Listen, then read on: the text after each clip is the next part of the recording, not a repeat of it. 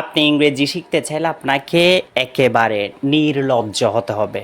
লজ্জা থাকলে চলবে না। অনেকেই কি করে মানে পারে কিন্তু বলতে পারে না, লজ্জা লাগে সেজন্য, বা ভুল হবে মনে করে, যেটা বলবে সেটা ভুল হচ্ছে এরকম মনে করে। আমরা যেহেতু স্টুডেন্ট পড়াই, আমি কয়েক লক্ষ স্টুডেন্ট পড়িয়েছি এই অল্প বয়সে, আলহামদুলিল্লাহ। সো আমরা জানি স্টুডেন্টদের মনের কথাগুলো বা তাদের সমস্যাগুলো। ইংলিশ পারেন কিন্তু বলতে পারেন না, কারণ আপনার লজ্জা লাগে।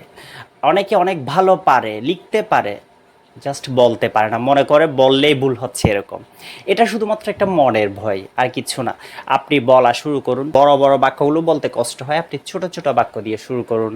তুমি কি যাও, ডু ইউ গো। তুমি কি খেলতে পারো, ক্যান ইউ প্লে। তুমি কি ইংরেজি বলতে পারো, ক্যান ইউ স্পিক ইংলিশ। তুমি কোথায় যাচ্ছ, ওয়্যার আর ইউ গোয়িং। এবং ছোট ছোট কথাগুলো আপনি আস্তে আস্তে শুরু করুন, কারণ শুরুটা অনেক ইম্পর্ট্যান্ট।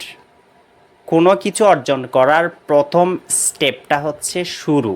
এখন আপনি যদি শুরুই না করেন, আপনি যদি বসেই থাকেন, তাহলে তো হবে না। শুরু করলে দেখবেন আপনি আস্তে আস্তে পথ পেয়ে যাবেন, পথ দেখবেন, নিজেই আপনি পথ খুঁজে পাবেন।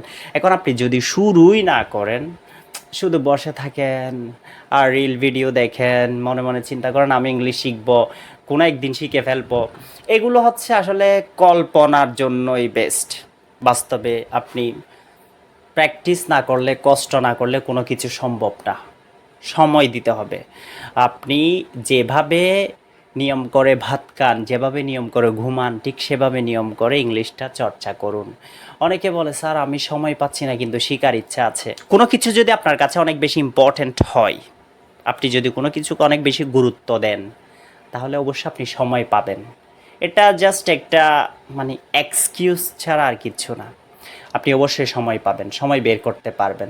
আপনি দেখেন আপনার ওয়াইফ যখন বলে একটু শপিংয়ে যাই, আপনি চলে যাচ্ছেন, একটু ঘুরতে যাই, চলে যাচ্ছেন। আপনার গার্লফ্রেন্ড যখন বলতেছে একটু বের হয়ে যাচ্ছেন।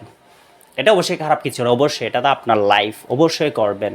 মানুষ ইংরেজি শিখে লাইফে একটা ভালো পজিশনে যাওয়ার জন্য, ভালো পজিশন কেন, ফ্যামিলিটাকে ভালো রাখার জন্য। সো এটা অবশ্যই একটার সাথে একটা কানেক্টেড। যাই হোক, তো এটা হচ্ছে ব্যাপার। আপনি ইংলিশ শিখতে চাইলে আপনাকে সময় দিতে হবে, আর সময়টা বের করে নেবেন। কিভাবে দিবেন সেটা আপনি বুঝবেন, কারণ আপনার লাইফ আপনিই বুঝেন, আপনি সারাদিন কি করেন না করেন।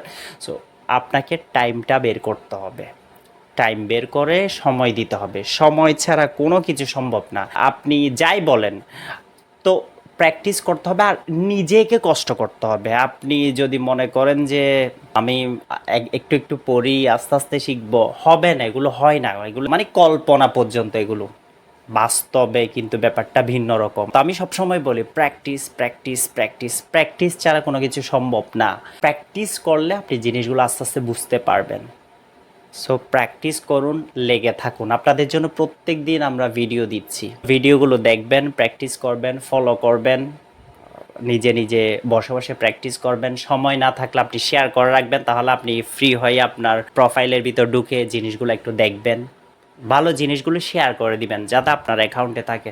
আপনি যখন ফ্রি থাকবেন তখন ওগুলো দেখতে পারবেন। সো এটা হচ্ছে ব্যাপার। এভাবে প্র্যাকটিস করুন, লেগে থাকুন, সফলতা আসবেই। আমি সবসময় বলি লেগে থাকলে সফলতা আসবেই।